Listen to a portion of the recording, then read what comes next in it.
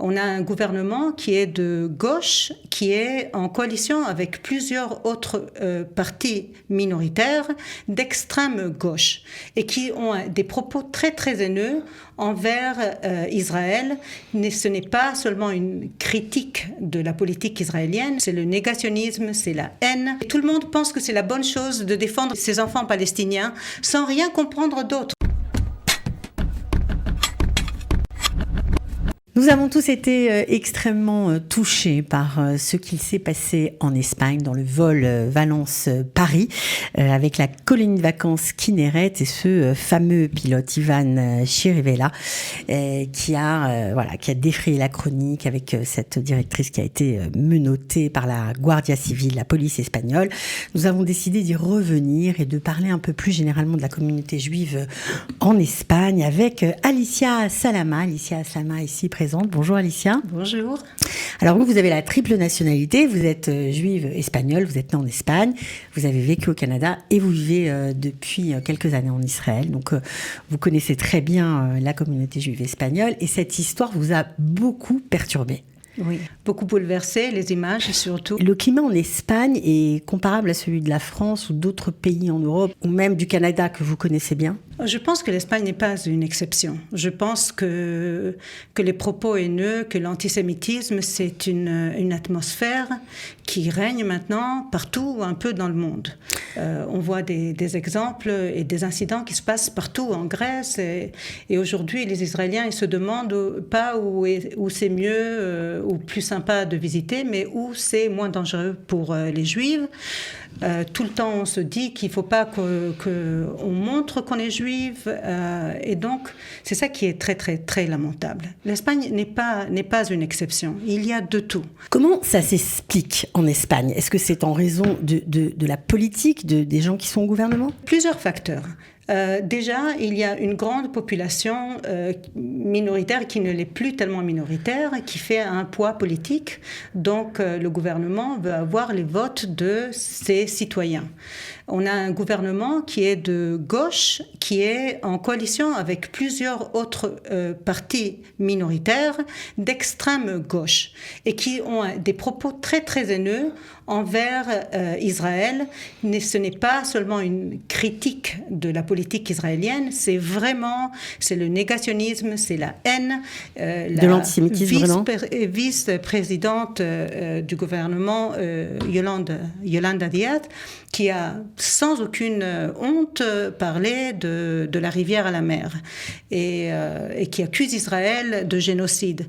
Alors, bien sûr, les Espagnols, comme tout le monde, il y en a qui sont un peu plus cultivés, qui vont chercher de l'information, qui connaissent aussi la situation, qui ont visité Israël, qui connaissent les Juifs, mais malheureusement, il n'y a pas beaucoup de Juifs en Espagne, et donc les gens se forment une idée qui, en fait... Ils ne connaissent pas de Juifs, en fait, vraiment, pour la plupart. Ils ont de la peine pour ce qu'ils voient dans les nouvelles, et puis... Pour les enfants à Gaza. Oui. Et puis voilà, ils voient des enfants dans un avion de colonie de vacances qui s'amusent, et bien, et sympa. Ils font l'amalgame, c'est ça ? Je pense. Écoute, on parle de la politique, on parle des journaux et des médias, et on parle des réseaux sociaux. Et là, c'est vraiment la catastrophe. Tout le monde pense que c'est la bonne chose de défendre ces enfants palestiniens sans rien comprendre d'autre. Avec des chiffres qui sont complètement démentiels, qui ne sont pas vérifiés. Rien du tout. Ouais, les chiffres du Hamas, évidemment. Alors, c'est vrai que on a beaucoup parlé de ce pilote. On a dit qu'il avait un drapeau palestinien dans le cockpit.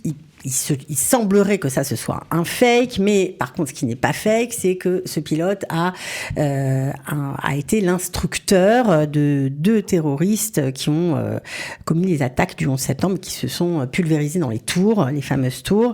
Alors, ça fait quand même beaucoup, même si c'est une coïncidence, parce qu'en Espagne, il y a des vidéos qui tournent sur lui, en essayant de remettre un peu de proportion, on va dire, dans ce qui s'est passé, et tout n'est pas noir ou blanc, d'après ce qu'on raconte. Est-ce que vous pouvez nous en dire plus ? Bien sûr, il va y avoir une enquête. Ce pilote, Ivan Chirivella, était celui qui a formé 2 terroristes des attentats du 9 septembre. bien sûr, à l'époque, ils ne savaient pas ce qu'ils allaient faire, c'est ce qu'ils planifiaient de faire. Il y avait une enquête du FBI et je crois qu'il n'a pas été accusé de rien, mais on ne lui a pas renouvelé sa licence, apparemment aux États-Unis. Et il a été expulsé. Et on n'a pas renouvelé sa licence, j'ai cru comprendre, mais il a servi pendant de nombreuses années en Espagne comme pilote et entre eux, pour un entrepreneur juif d'origine sud-américain et résident en Espagne aussi, espagnol, qui, lui, s'est prononcé ces derniers jours parce que, justement, il a contacté ce pilote pour savoir ce qui s'était passé. Il a reçu un message de 14 minutes à peu près, de ce fameux Ivan, de ce pilote, que j'ai entendu 2-3 fois, je pense, où il explique que lui, il n'était au courant de rien, qu'il était dans le cockpit, il était sur le point déjà de démarrer et plusieurs fois, une agente de bord est venue pour se plaindre que des enfants faisaient des problèmes. Il lui a dit, bon, c'est ta responsabilité, règle cette histoire.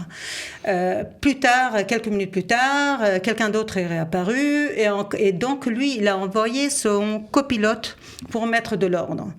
Et il a cru que c'était déjà réglé l'affaire, il a demandé la permission de décoller. Et à ce moment-là, encore une fois, quelqu'un est venu pour leur dire qu'il touchait du règlement de sécurité, qu'il n'écoutait pas les consignes d'explication d'avant le vol.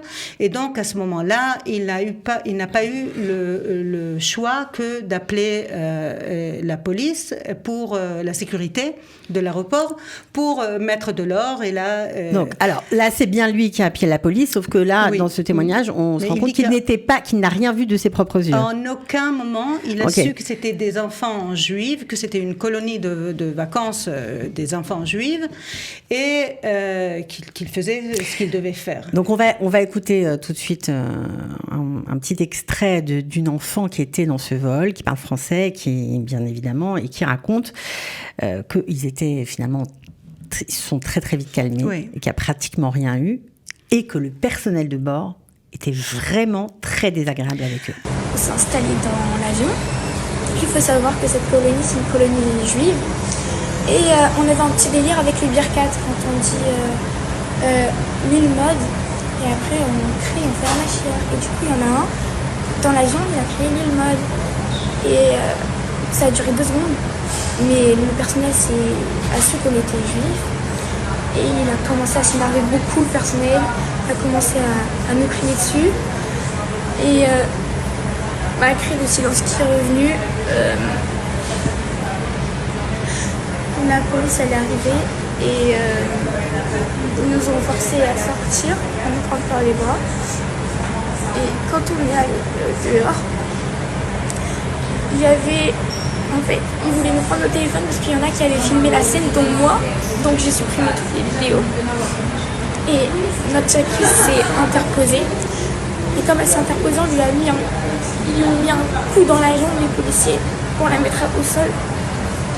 Et ils l'ont forcé, ils l'ont plaqué par terre. Ils ont mis les menottes serrées très très fort. Ils s'arrêtaient pas que de la taper. Et après, j'ai vu quand elle est revenue dans la salle, parce qu'on a tombé nos valises pour partir, parce qu'ils nous ont expulsés du vol. Et elle avait encore des marques de sang rouge, hyper rouge vive, sur les poignets, des menottes.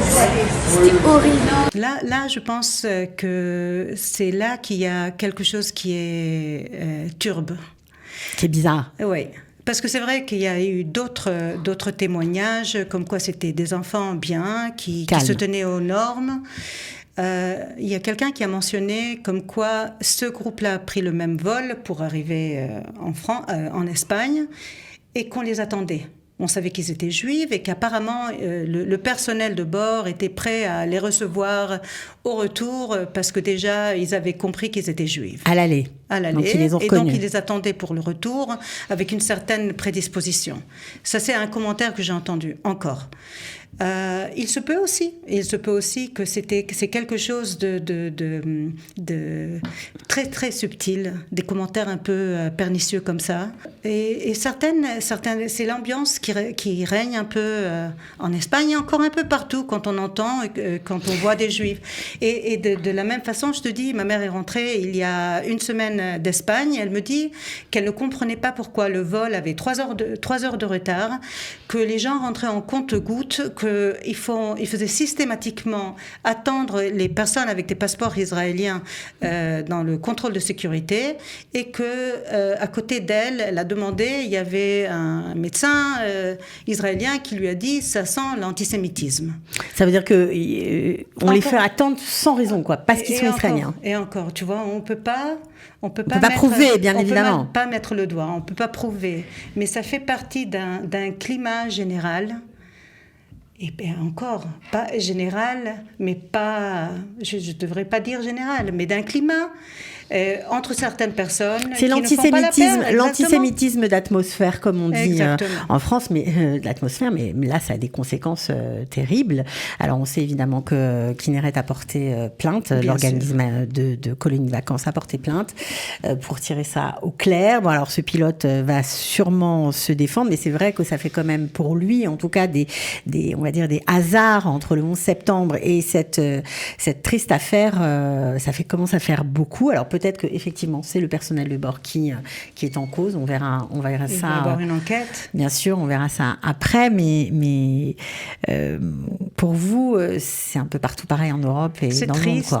C'est triste parce que c'est quand même le pays où je suis née, que j'aime. Hier seulement, je regardais des posts d'un céramiste que j'adore et que je considérer, même j'aimerais un jour faire un cours avec lui, et puis dans son Facebook il a fait une sculpture haineuse ou accusant Israël de génocide, et donc je me suis dit voilà, encore ça, et puis plein de choses qu'on voit, et on sent que on ne nous comprend pas. Il n'y a pas d'objectivité, quoi. Non, il n'y a pas d'objectivité. C'est la même chose aussi au Canada, à Montréal. Il y a aussi beaucoup d'antisémitisme, aussi d'haine, beaucoup de manifestations qui font peur dans les rues. Vous étiez à une époque où vous êtes trouvé au Canada. L'année dernière, il y avait les étudiants qui se sont installés carrément dans les campus de l'université McGill, où la communauté juive a fait partie même de la création de ces universités et de financement de ces universités. Les étudiants juifs maintenant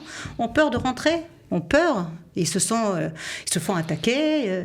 C'est ça, c'est une réalité très triste, celle qu'on vit. En tout cas, c'était important pour nous d'avoir un témoignage de quelqu'un qui a connu la communauté juive d'Espagne. Il faudrait quand même finir avec une note positive. Hein. Malgré tout ce qu'on entend sur les réseaux sociaux, ça va tellement vite que ça nous permet aussi de réagir, de porter plainte, de dire que non, on ne va pas se laisser faire, que 1492, c'est terminé. Et que malgré tout, on est le peuple le plus ancien, on est là pour rester, et qu'il faut rester unis. Voilà, alors on va... Et avoir nos otages de retour. Amen. Et nos soldats. On garde ce message pour la fin. En tout cas, merci d'avoir participé. Merci. Et puis, j'espère que cette affaire sera très vite tirée au clair pour tous. Merci. Merci à toi.